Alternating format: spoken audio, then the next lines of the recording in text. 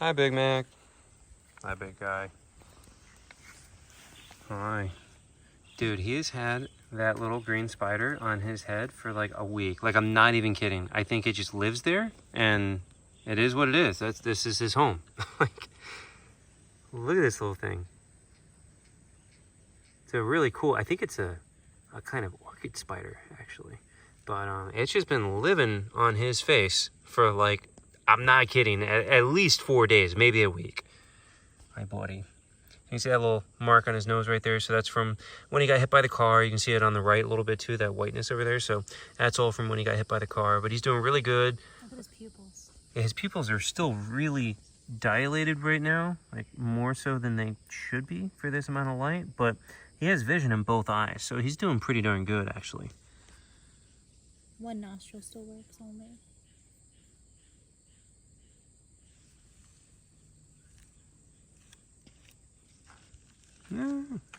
There it is. A little delayed, You but see the one nostril? yeah. Well, they're both moving at least. He's so cute. He's a very cute alligator. He's so cute. It's so hard because when I look at him, I think Casper, but I want to do things that I can't do with him yet. Doesn't he kind of look like Casper? A little bit, right? He's very cute. I want to cuddle him. He would not allow you to do that. Look at how sharp those osteoderms are. Yeah, he's got some nice osteoderms.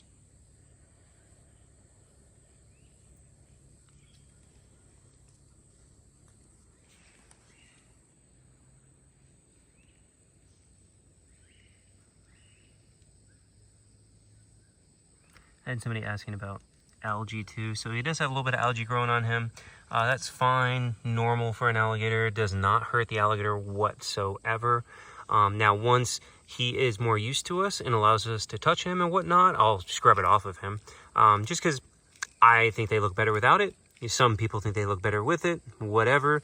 When they are nice enough, I scrub the algae off of them though.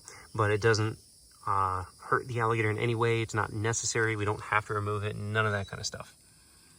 Oh, what are you doing? What are you doing, big boy?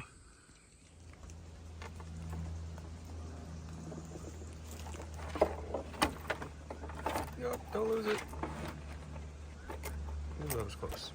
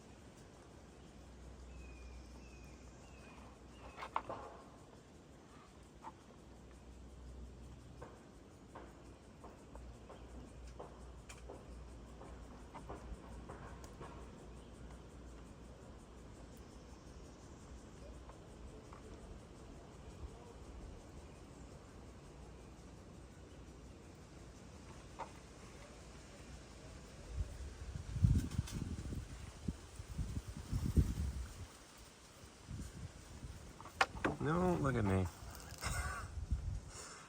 Come on, it's right in front of you, dude. I mean, he knows it's there, but he's just sniffing around. So when he's flicking his tongue like that, that is his sense of smell, just like a snake. So it is forked. That way, when he picks up a higher density of scent particles on one side of the fork as opposed to the other, it gives him a sense of direction. So that's why they have such a forked tongue. There you go. Down the hatch. Now this is Zahir, and he is a crocodile monitor. So crocodile monitors are considered by some to be among the most dangerous lizards in the world. They have very large teeth. You can't really see his teeth in there. They're covered by the gums. But if you are curious, Google crocodile monitor skull, get an idea of the teeth. And when you see somebody gets bit by one of these, it looks like somebody just took a steak knife right through their hand. It is crazy. So definitely don't want to get bit by this guy. Now, they're also very intelligent, thankfully so. So you can actually train them. They're really smart. Now, we've only had him for a little bit, so he is not trained yet. That's something we do want to work on. He's still very much afraid of us. So right now we have to get through that process. If I make any quick movements, if I try to touch him, anything like that, he gets very defensive. So right now we're just working on getting him comfortable and okay with being around me. And then once he's comfortable and happy, then we'll move forward on actually doing some training. Look how cute he looks right now, though. All right, so we just got back from going into town and got a bunch of supplies. We got a bunch of hay, a bunch of feed, filled up the gas canisters. We use those for draining the ponds. Also, good reminder for everybody, it is the start of hurricane season. So I'm gonna keep those filled up at all times. We use them to drain the ponds for the pump, but also really good idea to have those on hand since we're entering hurricane season. And we do have generators, so keep everybody covered. Also, look at Comet. There's big turkey. Oh, there's big turkey boy. He has no feathers. He's got no feathers. Look at him. He's molting. You're so ugly, Comet. Have you seen his tail and under his wings? Look at all the butt feathers.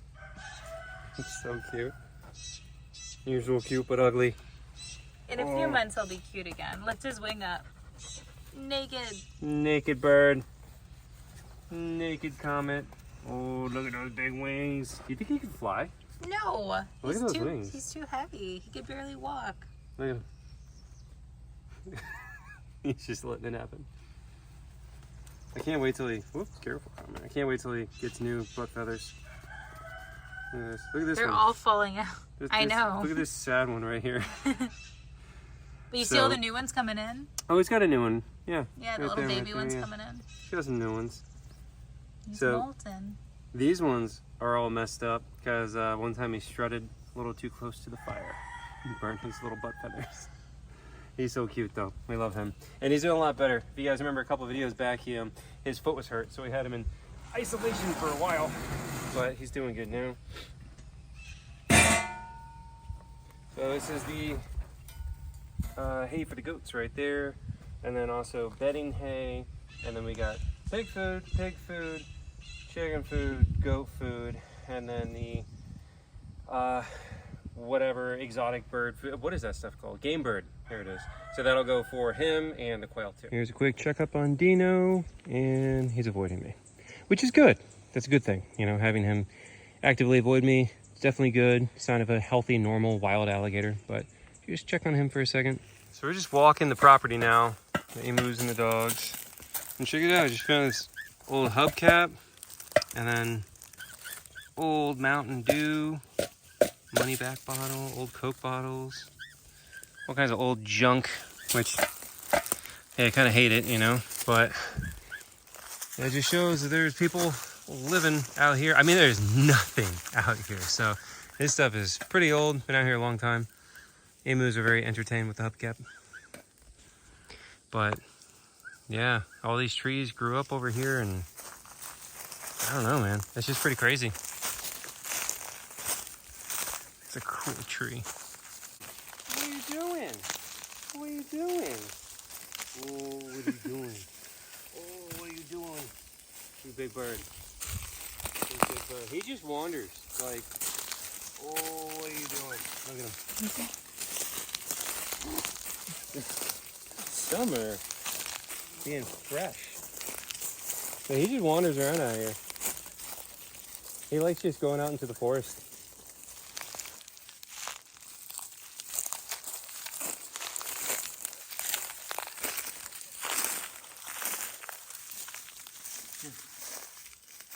Is he hungry? We can bring him food here if he wants to. This big boy. Oh, this big boy. Oh, this big bird. Look at this big bird. He's so cute. Look at that big bird. Look at this big bird. Oh, you can't eat my arm. Look at it. Yeah. You like that? You like your pets? Yeah. You like that? Oh, eat his feathers. They're so cute. He's so sweet. They're so dumb. She's just over there pecking the bump run. Hi, what are you doing out here? He just likes being out here and exploring. He's so happy out here. You like exploring? Yeah. Why don't you lay down? Everybody lay down. Oh, whoop. Whoop. Now this one's gonna run. Oh, we were so close. We were so close. If you pour water on them, they'll all lay down. Will you lay down for me? You. Ooh. Oh, just big stinky crap. Oh, that's a spot. Oh, that's a spot. Yeah. Look at them all. Look.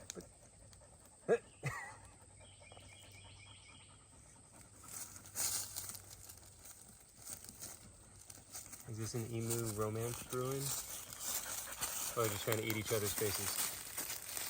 Whoop. So weird. Do you see this? They're so funny. I love them so much. What are you doing out here, huh? Do we officially have a mob of emus? Yeah. So are we going to take in more emus if they need homes? Like, when is too much? Like, what number is too many? We'd have to make a space. So even right now, like, we're letting him wander for the most part. And he loves it, you know, but we also lock him up so that he has food and water. Because otherwise he just wanders around out here and he doesn't come back for food or water.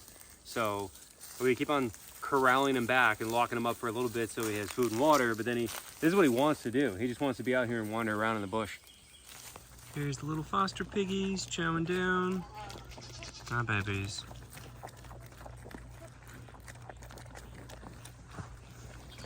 Let me give you pets. Oh, let me get you pets. There you go. Oh. You guys hear the adult pigs in the background whining because I'm feeding the foster piggies first today. I usually feed the big pigs first.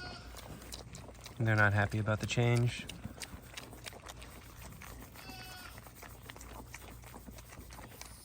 Look at this sweet turkey boy. Oh, you hanging out, Comet? You know.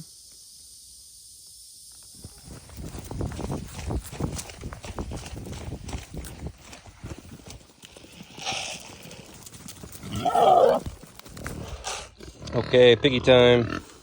You sit, Daisy. Good girl, Daisy. Petunia, you sit. Good, Petunia. Oh, look at Julie sitting. Good, Julie. There you go. Some more for Daisy. Go, piggy, Daisy. Petunia.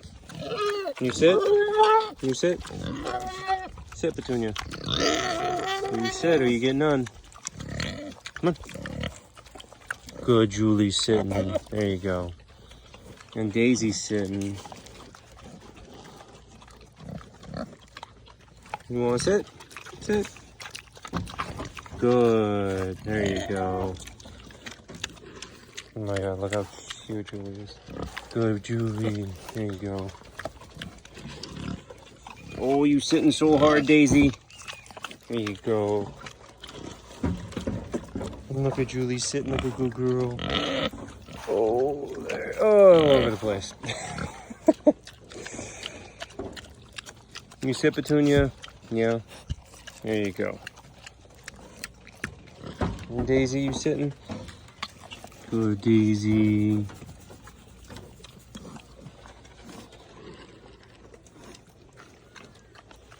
Can you sit, Julie? Now you're scrounging?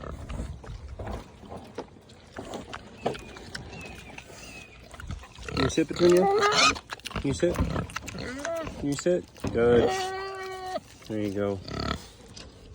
Can you sit, Daisy? Yeah. Look at Julie. Good girl, Julie. There you go. See, the other ones just like keep their mouth open. You can just like pour it in. Julie tries to bite your hand every time and just flings it everywhere.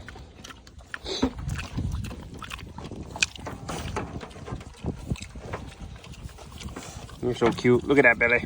Look at that belly.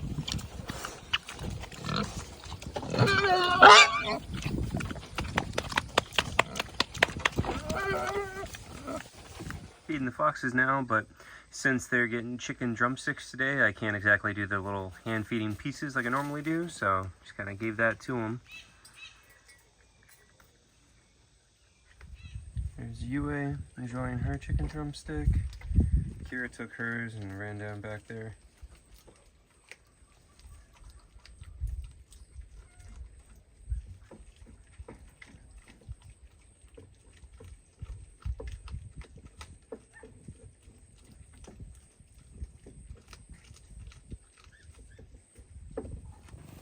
There's the Patagonian Mara. Chowing down. Oh, you guys like that apple, huh? They've got apple, cucumber, rodent blocks, their pellet diet.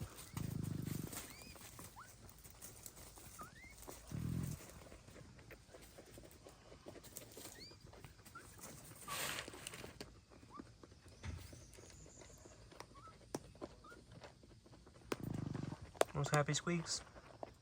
You happy? Chowing down? Petrie. There you go. Zazu.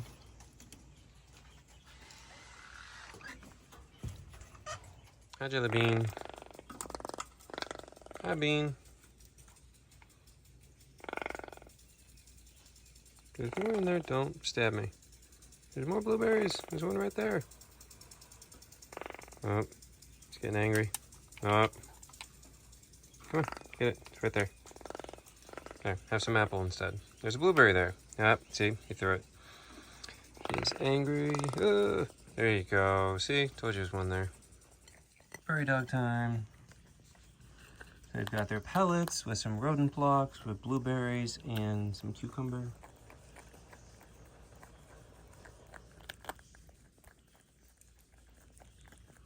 I love their little hands when they hold their food. So, as cute as they are, I've had a lot of people like, oh my god, they're so cute, I want one. No, there's a reason we have these things. They do not make good pets. One of these, we have 4 of them, the other one's probably somewhere down there. One of them we actually caught. The other 3 were owner surrenders. They are very difficult to keep in captivity, and most prairie dogs, like 90-something% of them in captivity, are wild caught. And the way that they do it is they will actually have a giant vacuum, basically, and put the hose against one of their burrows and just suck them all out. And they get blasted into a container where they get concussions, brain damage. A lot of them die. A lot of the babies die. It's really brutal, actually, and that's how they usually remove them. And then the ones that are alive and not messed up, they then sell into the pet trade. So that's how a lot of prairie dogs actually end up in the pet trade. It's really dark. So you don't want to support that, for one. Then, I mean, there is some breeding, you know, so like you could maybe avoid that one right there. But definitely, I don't recommend them, but if you were going to get one, make sure it is not wild caught. And then if you did get one, you got to build an enclosure like this. So this is an 8-foot cattle trough. You guys see in the corner right there, the metal rim right there. So this is an 8-foot, like 2 or 3 foot deep cattle trough that we put into the ground, and then we wire the, or we screw the wire into the base of it. You can see down there. And that way it is escape proof, but they need to be able to burrow. And so at first we didn't know how to properly do the dirt. We just ended up with these things. We didn't plan on getting them. So at first we just put regular dirt in here. That's not okay. They have to have special dirt. And so what we had to do actually is take all these rocks. You see all the rocks and pieces of cement and stuff like that. So the first layer on the bottom is all rock like that. And so that's our first drainage layer. And so look at them being all crazy. So we have that layer on the bottom, and then that's like maybe 1.5 feet of just straight rock. And then on top of that, then we actually put the dirt, and we mix the dirt with sand.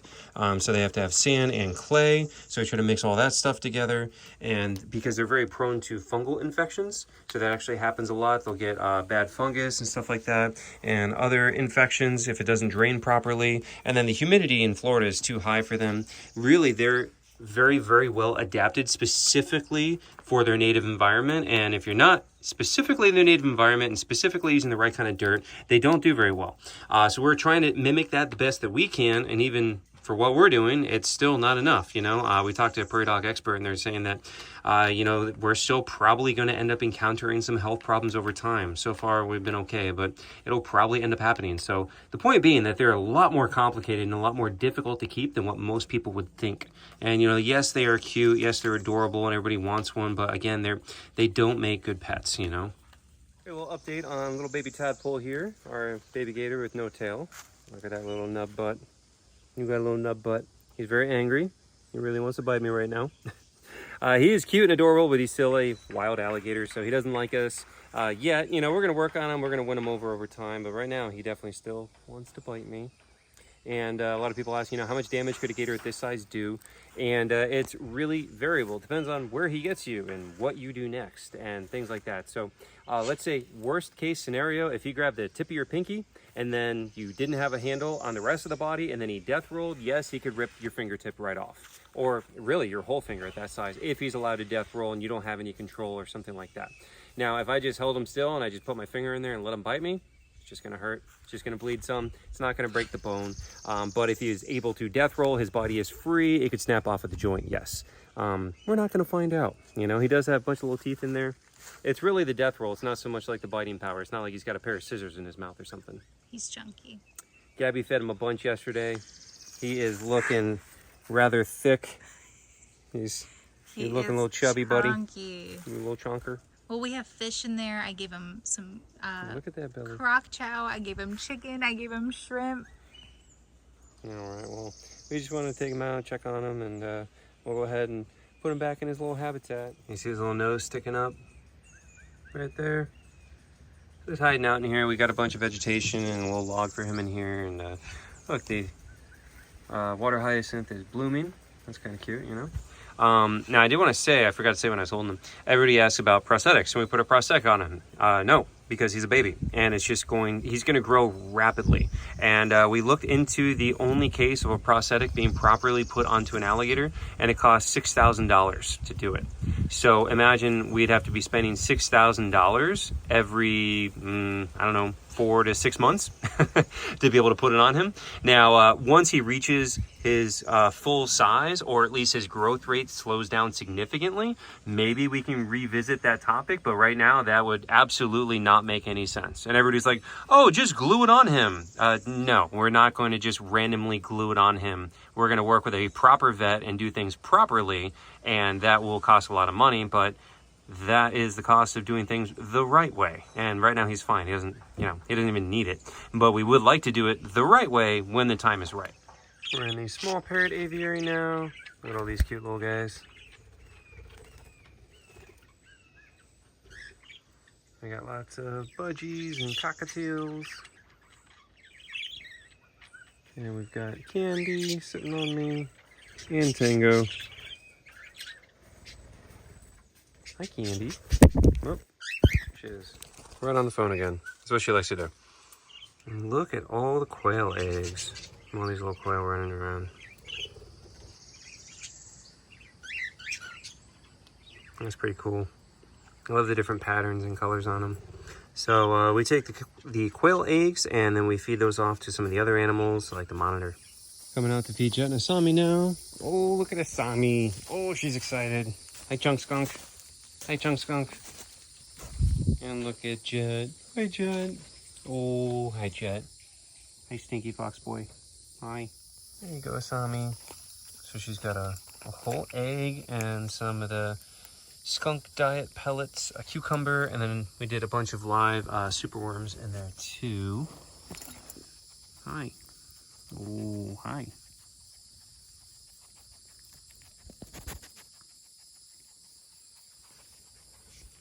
Got some banana in there too.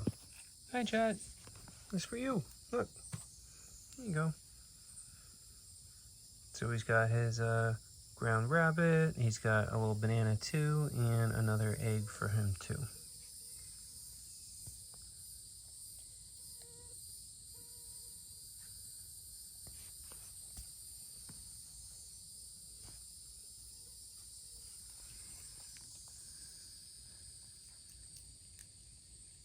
You ready to go nighttime, Olaf? Yeah? You want to say bye-bye? Bye-bye? No? Hello? Hello? Oh, look at that big hair. Hello? Oh, look at this big boy. Look at those big wings. Hello? Oh, there's the emus. Hello? Hello? Bye-bye? Bye-bye?